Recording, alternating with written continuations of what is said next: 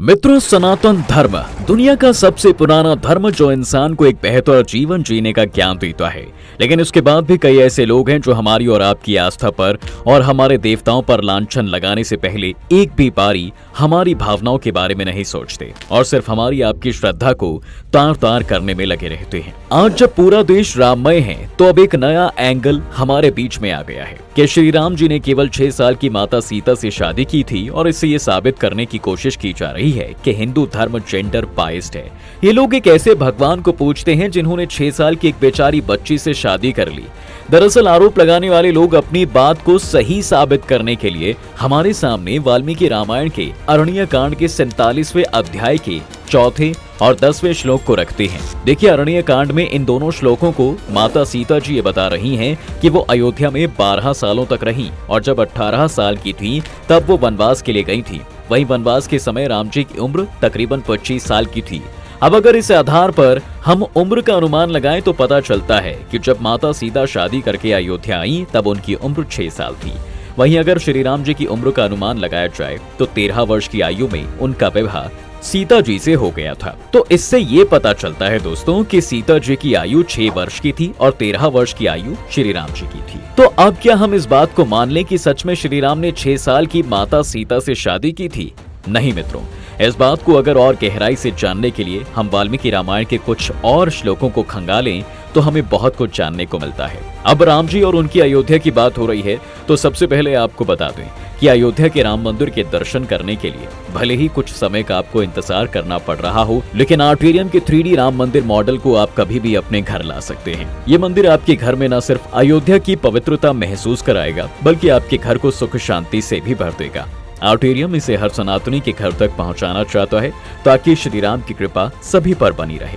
तो बिना देर किए www.thearterium.com पर जाएं और राम मंदिर को अपने घर पर लाएं। वैसे अगर आप हमारा कूपन कोड Divine10 यूज करेंगे तो आपको 10% का ऑफ भी मिलेगा। अब दोस्तों कहानी पर वापस आते हैं। अब देखिए, वहीं अगर हम वाल्मीकि रामायण के अयोध्या कांड के 20वें अध्याय के 45वें श्लोक को देखें तो वहां पर जब श्री राम जी कौशल्या माता को ये बताते हैं कि वो वनवास जा रहे हैं तो कौशल्या माँ दुखी होते हुए बोलती हैं, दश सप्त चा वर्षाणी। यहाँ पर यह बताया जा रहा है कि श्री राम जब वनवास जा रहे थे तब 17 साल के थे, ना कि 25 साल के। इसके अलावा अगर आप बालकांड में जाएंगे तो वहाँ पर भी आप देखेंगे कि 20वें अध्याय के 2 श्लोक में जब विश्वामित्र जी श्री राम जी को लेने आते हैं तो वहाँ पर राजा दशरथ बता रहे हैं कि अभी मेरा पुत्र 16 वर्ष का भी नहीं हुआ है, वो कैसे इन सब बड़े बड़े राक्षसों से लड़ेगा। तो यहाँ से हमें ये बात समझ में आती है मित्रों कि श्री राम जी को जब विश्वामित्र जी उन्हें लेने आए थे तो 16 वर्ष के भी नहीं हुए थे। तो इसका मतलब ये था कि वो 16 वर्ष के आसपास रहे होंगे। अब ऐसे में कुछ लोग ये भी कह सकते हैं कि बहुत छोटे रहे होंगे, पर यहाँ पर एक और हम प्रमाण ले सकते हैं, वो भी योग वशिष्ठ से, जिसको महारामायण कहा जाता है। वहां पर भी ये बताया गया है कि जब विश्वामित्र जी श्री राम जी को लेने आते हैं तो श्री राम जी की शिक्षा पूरी हो गई थी और वो एक बार भारत भ्रमण कर चुके थे। तो इससे पता चलता है कि श्री राम जी की उस समय तक 14 से 15 वर्ष की आयु रही होगी। लेकिन फिर इससे जुड़े बहुत सारे कॉन्ट्राडिक्शन हैं और ये कॉन्ट्राडिक्शन भी सिर्फ हमारी अज्ञानता की वजह से ही है। अगर हम चीजों को सही से देखेंगे तो सॉल्यूशन भी इन्हीं ग्रंथों में दिया गया है। मित्रों, अगर हम अपनी प्राचीन परंपरा में देखें तो वहां पर एक द्वितीय जन्म का कॉन्सेप्ट भी होता है। जी हाँ, जिसे उपनयन संस्कार भी कहते थे। यानी कि जब उपनयन संस्कार हो जाता था तब कोई व्यक्ति शिक्षा आरंभ करता था और इसी को द्विज संस्कार कहते थे। इसको ऐसे माना जाता था कि अब उसको गुरु के सानिध्य में एक दूसरा जन्म मिल गया है। अगर इसको और गहराई से समझें तो जैसे कोई चिड़िया अंडा तोड़कर बाहर आती है तो एक जन्म तो उसका अंडे में हुआ रहता है, लेकिन जब अंडा तोड़कर बाहर आती है तब इस संसार में उसका दूसरा जन्म होता है। और इसी प्रकार से वैदिक सभ्यता में जब कोई व्यक्ति उपनयन संस्कार करवा लेता था और गुरु के साथ गुरुकुल में पढ़ने लगता था तो वो माना जाता था कि वो अब संसार में आया है और संसार की शिक्षा को ग्रहण करेगा, इसलिए उसको द्वितीय जन्म भी बोला जाता था। अब अगर हम मनुस्मृति में देखें तो वहाँ पर बताया जाता है कि क्षत्रियों के लिए 11वें वर्ष में उपनयन संस्कार होता था। इसका अर्थ ये हुआ मित्रों कि जब कौशल्या जी ने राम जी को वनवास जाने की खबर सुनी तो उसने बोला था कि आप तो 17 वर्ष के ही हैं, कैसे वनवास जाएंगे। तो हो सकता है कि वो उनके द्वितीय जन्म की बात कर रही होंगी। अब हवा में ये तथ्य दे देना गलत होगा। इस बात के लिए भी हमारे पास बहुत से कुछ सबूत हैं। अब अगर यहाँ पर कौशल्या जी द्वितीय जन्म की बात कर ही रही हैं, तो हमें 17 वर्ष में से 10 वर्ष और ऐड कर देने चाहिए। इसका अर्थ ये हुआ कि 27 वर्ष के श्री राम जी थे जब वो वनवास जा रहे थे। अब सबूत के तौर पर हमारे पास 2 प्रसंग हैं। पहला बालकांड के 50वें सर का 18वां श्लोक, जहां पर विश्वामित्र जी श्री राम जी को और लक्ष्मण जी को राजा जनक के पास ले जाते हैं। पर जब राजा जनक इन दोनों राजकुमारों के बारे में पूछते हैं, तो वहां पर विश्वामित्र जी कहते हैं समुपस्थित यौवनम, यानी कि राम जी और लक्ष्मण जी अपनी युवा अवस्था में राजा जनक के यहाँ पर गए थे। अब इसके अलावा सबूत के तौर पर एक दूसरा प्रसंग है जो अयोध्या कांड के 118वें अध्याय के 34वें श्लोक में देखने को मिलती है।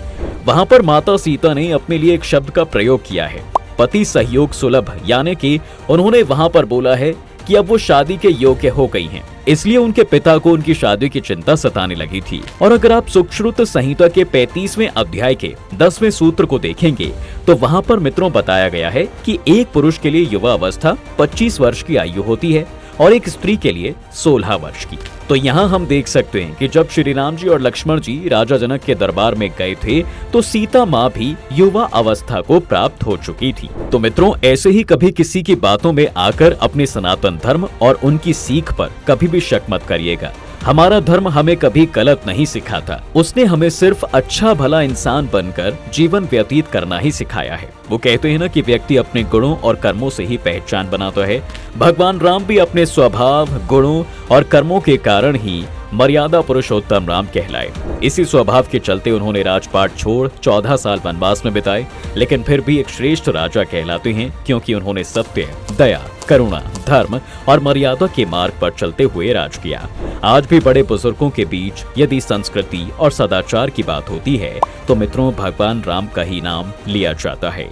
भगवान श्री राम के विशेष गुणों में एक है सहनशीलता और धैर्य। आजकल लोगों में धैर्य नाम की चीज नहीं है।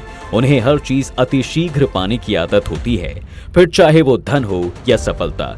इसी आदत के कारण लोग आगे नहीं बढ़ पाते। राम जी ने कैकेयी की आज्ञा पाकर 14 वर्ष का वनवास बिताया, समुद्र पर सेतु तैयार करने के लिए तपस्या की। उन्होंने जब माता सीता का परित्याग किया, तो राजा होते हुए भी सन्यासी की तरह जीवन व्यतीत किया। सहनशीलता की ऐसी पराकाष्ठा भगवान राम की तरह आज भी हर व्यक्ति में होनी चाहिए और इस गुण को जरूर अपनाना चाहिए। वहीं उनका अगला स्वभाव है दयालु होना। दयालु व्यक्ति ही अपनी छवि को निखार पाता है। दयालु स्वभाव मानव और पशु सभी के प्रति होना चाहिए। भगवान राम ने अपनी इसी गुण के कारण सभी को छत्र छाया में लिया। भगवान राम ने स्वयं राजा होते हुए भी सुग्रीव, हनुमान जी, केवट, निषाद राज, जामवंत और विभीषण सभी को समय समय पर नेतृत्व करने के अधिकार दिए। अच्छा दोस्तों, भगवान राम राजा और एक कुशल प्रबंधक होते हुए भी सभी को एक साथ लेकर चले। इसी नेतृत्व क्षमता के कारण समुद्र में पत्थरों से सेतु का निर्माण हो सका। वहीं आज जहां भाई भाई में लड़ाई झगड़े हर घर में होते हैं, परिवार में कलह कलेश की भी ये एक अहम वजह है। जिस घर में भाई भाई के बीच मित्रता होती है, वहां पर पूरा परिवार खुशहाल जीवन व्यतीत करता है। इसके लिए आपको भगवान राम की तरह एक आदर्श भाई की भूमिका निभाने की बहुत जरूरत है। भगवान राम के लक्ष्मण, भरत और शत्रुघ्न के प्रति प्रेम, त्याग और समर्पण के कारण ही उन्हें आदर्श भाई भी कहा जाता है। इसके साथ ही भगवान राम ने मित्रता का रिश्ता भी दिल से निभाया।